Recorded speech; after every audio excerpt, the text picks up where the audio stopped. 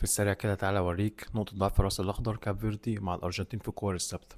الماتش ده من تقريبا أحلى ماتش بالنسبة لي في كأس العالم لحد دلوقتي، والراس الأخضر عملت ماتش كبير للتاريخ. بس تعالى، أنا دماغي كانت رايحة في حتة تانية خالص.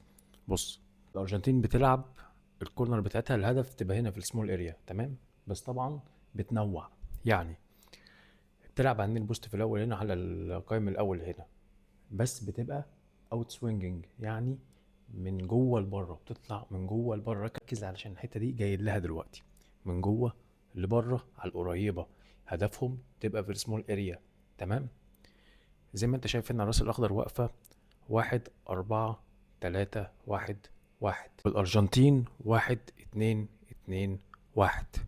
الارجنتين هتلعب، ميسي هنا بيلعبها اوت سوينجنج زي ما قلت لك، من جوه لبره على الريفرنس اتاكر، اللي هو المهاجم المرجعي. المهاجم المرجعي ده صديق هو اللي بيروح على الاولى ويلعبها، او اللي يروح على البعيده ويلعبها للفينشر اللي هيخلص. المهم هو ده الراجل ده دلوقتي المفروض تيجي للسمول اريا بقى الفينشر، تمام؟ اللي هي ممكن يكون واحد من دول او واحد او ده. ركز بقى مع الديفنسيف كفرج، اللي هو الراجل اللي بيغطي ورا الكوره لو اتردت، اللي هو مسؤول يحميك كدفاعيا، وفي نفس الوقت ممكن تترد وتجيله ويخلص زي ما يخلص في دي. بس انا اوريك نيتهم اصلا اللي هو تعدي على واحد، التانية بقى جوه هنا. بس شوف، ده المفروض الديفنسيف كفرج ده المفروض في معظم الفرق، يعني في العادي بيبقى واقف متطرف شويه ورا هنا، فاهم؟ او هنا، بس هو عامل حسابه ان يعمل فولو بعد الفينشر لو ما جاتش، فاهم؟ بص بقى هنا، ركز عشان هوريك الكرة الثابتة التانية، وهوريك نقطة الضعف بتاعت الراس الأخضر. بص الريفرنس هيلمسها، حد يجي هنا؟ لا، عدت اهي. بص الديفنسيف ده، الراجل اللي كان مغطي ورا، محدش ماسكه، محدش مركز معاه، كله مركز مع الفينيشر. او بص اهو، كله مركز هنا مع الريفرنس والفينيشر، سايبين الديفنسيف كفرج، الراجل اللي بيغطي ورا. هو طبعا يعني جامد، عامل حسابه اصلا، واضح انه واخد القرار على طول، يعني خده شات. تعالى هنا ركز معايا في الكورنر التاني. بص نفس القصه، اوت سوينجنج برضو من ميسي في السمول اريا، في اللي هي ال6 ياردز. بس المره دي بدل ما يلعبها على ريفرنس اتاكر واحد يلعبها على الاولى، لا هو لعبها على طول على السمول اريا عشان محدش يحفظها. او اكيد عندهم تنوع، يعني بيبقى واحد واثنين وثلاثه واربعه كذا نوع كورنر، بيبقى فيه سمات ما بينهم، تمام؟ طبعا هنشوف دلوقتي الراس الاخضر اكيد واخدين بالهم من ايه، من ديفنسيف كفرج، الراجل اللي بيغطي ورا، المفروض دي بتاعتهم. بص بقى، لا احنا نلعب على السمول اريا مباشره. ما هو الفينشر لازم حد يسهل له الممر علشان ياخد راحته. اهو بص جاي من ورا ازاي. بص بقى يا معلم، الراس الاخضر واخدين ازاي بالهم من الديفنسيف كفرج. اهو الراجل اللي جاب الجون الاولاني من الكورنر الاولى، بص واخدين بالهم منه ازاي. المره دي لا يعني صحوا شويه.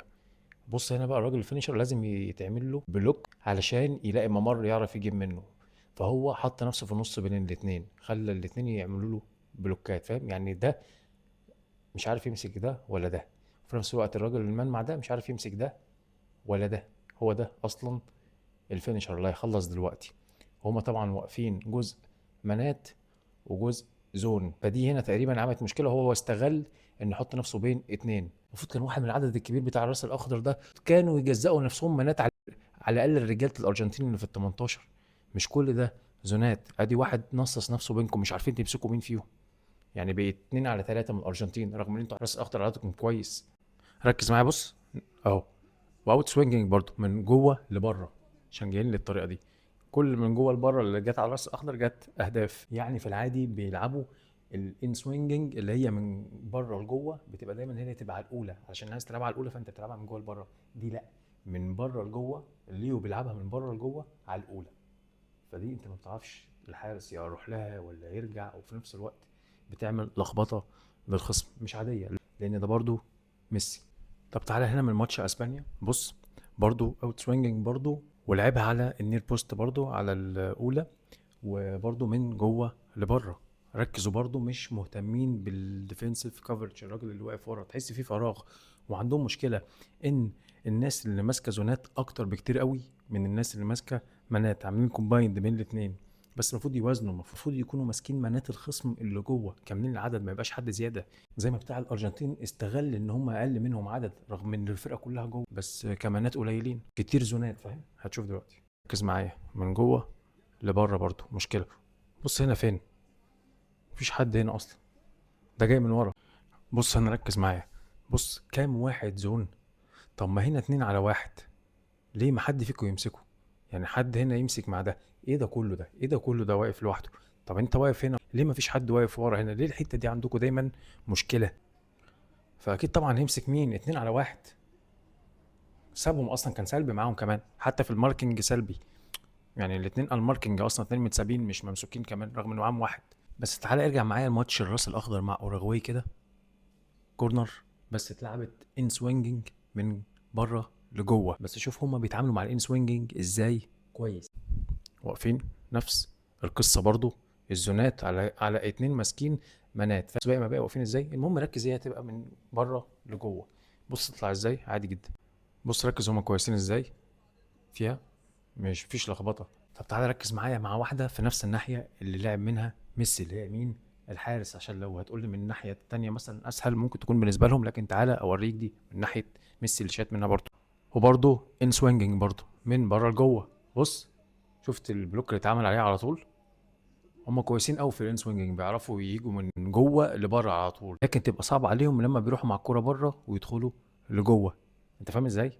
انت برضو بتقول لي صدفه صح؟ تعالى كده شوف على ابو قديمه كده من سنتين، الفرقه دي تقريبا 80% من اللعيبه هم بس دي بشوف برضو اوت سوينجنج زي بتاعه الليو من الناحيه التانيه.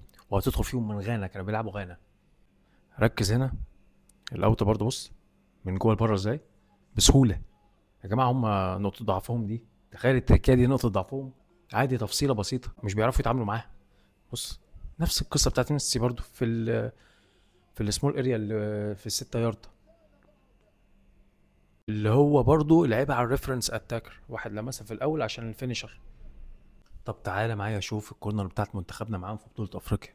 كان بيلعب الراس الاخضر في المجموعات، برضو عملنا كورنر برضو تسببت لهم في غلط اللي احنا نتابع بعد كده ونجيب هدف عن طريق تريزيجيه، بس اصلا كانت الكورنر برضو اوت سوينجنج.